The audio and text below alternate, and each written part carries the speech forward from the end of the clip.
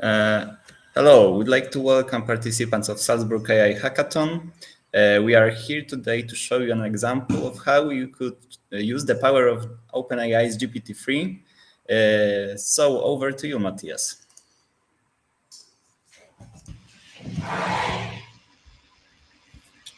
Okay. Sound is good, everything is good. All right. Yeah, thank you everyone that are attending this short briefing. The plan is that I will give a brief overview of GPT-3 and its capabilities, and a little bit how you can use it and how you should think about it. And we are coming from a company called New Native. New Native are investing in the AI ecosystem, both by investing in startups in various stages and also by running something called deep learning labs.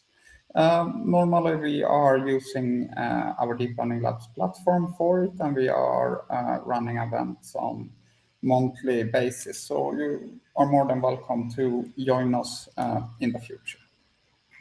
Okay, so basically to get access to GPT-3, you head over to beta.openai.com and sign up.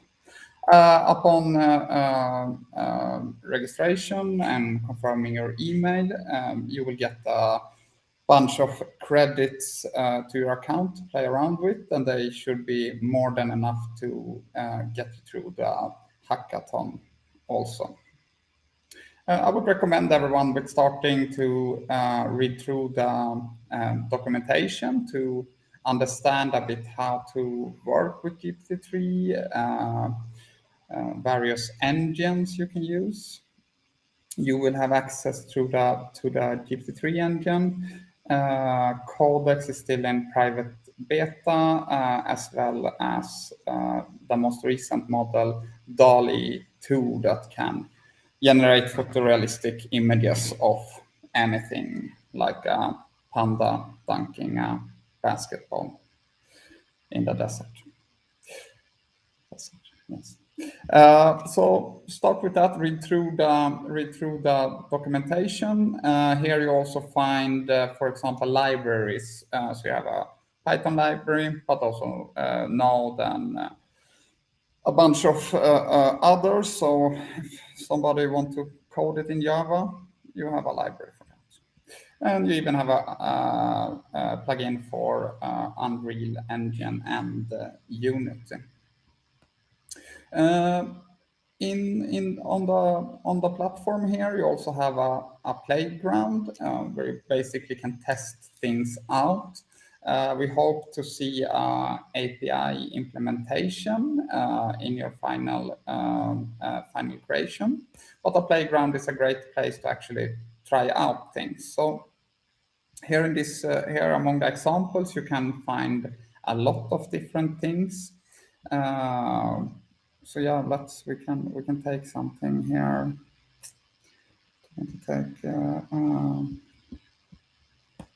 Okay, summarize for a second grader. So basically, and you explain to this like you would explain to another person, basically. So summarize this text for a second grader, run the engine, and you get the output there. You have a bunch of settings here on the right side, so different engines. Temperature, it's kind of, you can say how creative we allow the engine to be. Maximum length of the output, which is measured in tokens.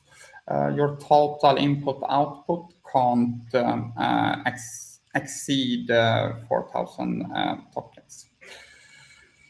Then you have some additional settings here. You can read more exactly what they do or simply hover it. But they can, for example, be used to prevent the output to become repetitive and so on. With the latest update, Text DaVinci 002, you can pretty much just tell it what you want, and there is a big chance it's able to do it. So yeah, let's try something. Write the first section in my master thesis. Thesis about. Well, give me a subject. Master thesis. Horses. Horses. Okay.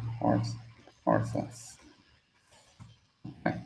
Maybe we can pull up the length a little here. And of course, the more input, the more specific you get, the better output you get. So you can kind of expect the output to be at the level of the input. So let's not put our expectations too high here with this one.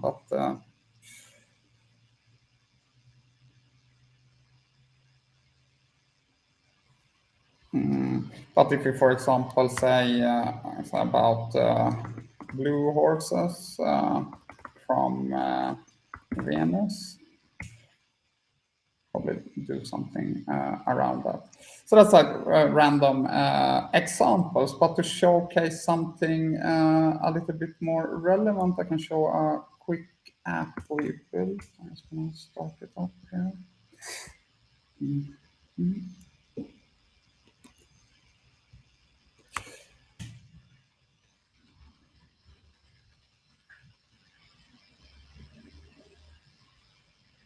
And I need a text. So I go here to FC Salzburg and I take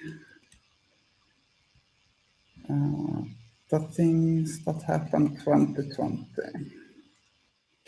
Okay, let's see.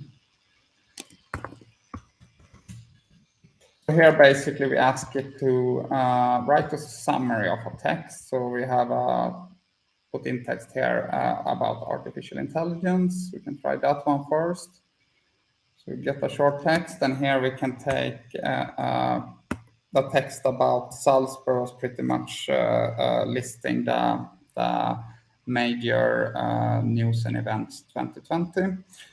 So we can try to summarize this and see how that comes out.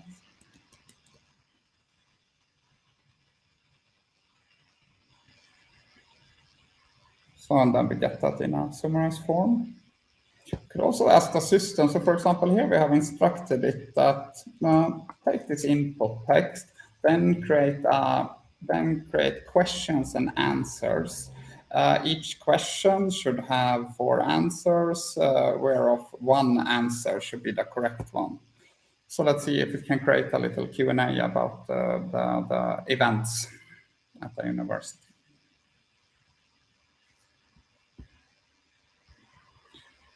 What is the name of the certificate course that will start in autumn 2020? I have no idea, but some of you for sure have. What was FH Salzburg awarded for at the end of January 2020? The state quality.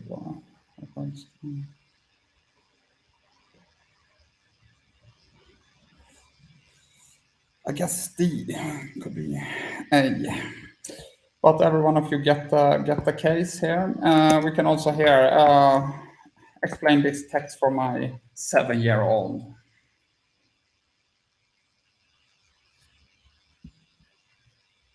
So then we get a little easier type of text.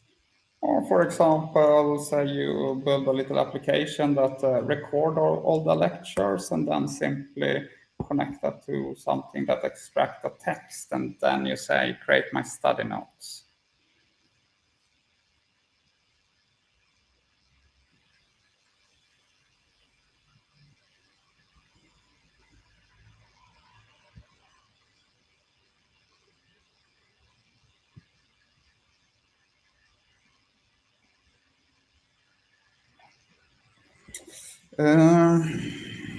That maybe didn't work as well as we was hoping. Let's try with the AI.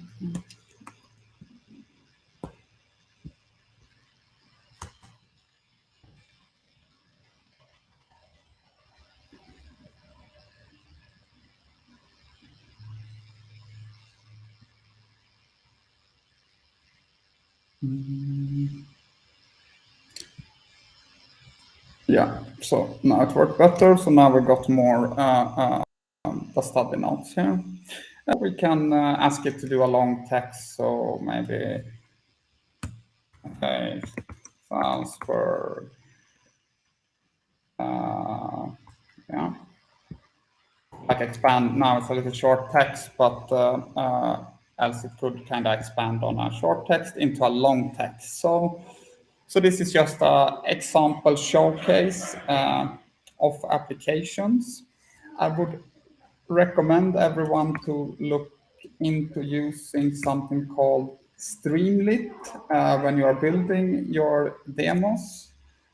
Because it allows you to build really fast and host it online in a simple way. If you go to the shared Notion page for the event, you have a section that are with software and boilerplates and so on. And there you can actually find a Streamlit GPT-3 email template.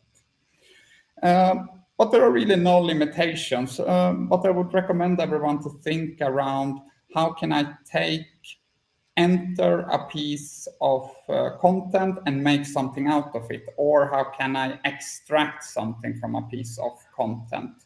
To do application that are just generating out text without you giving it any specific input are neither useful or cool to build. So think a bit differently. Think how can this help? How could a system like this be implemented in an application that could be useful on day-to-day basis? Because this is the future in computing right now, and this is the same kind of systems are involved in code now, for example, allowing to code up to 50% faster. So yeah, we are excited to see what everyone are able to come up with. Yes, thank you so much.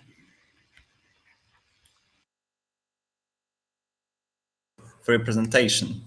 And thank you everyone for listening. See you tomorrow during the hackathon. Bye.